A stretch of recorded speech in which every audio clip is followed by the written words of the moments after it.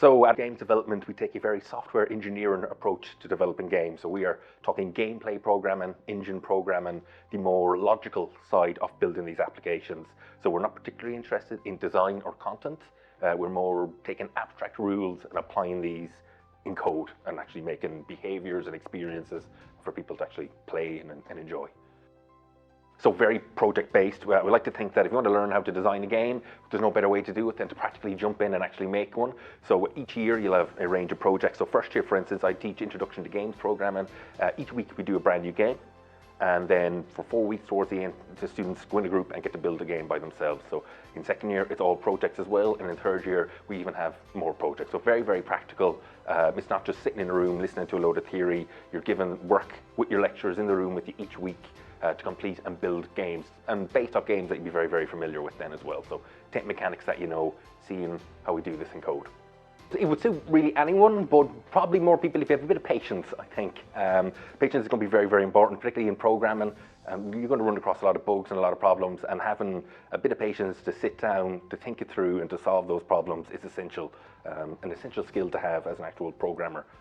As you move throughout the course, obviously we start off in first year, very, very kind of simple concepts.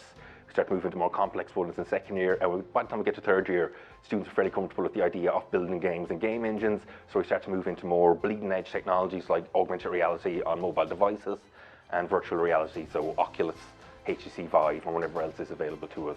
So we do try and stay ahead of the curve a little bit by seeing what's out there and kind of staying in the top of it. Also along with like live service games, so these are online games where everything is completely online, all your inventories, all your player stats and everything, cross-device. We're just really trying to cover everything and get to that area.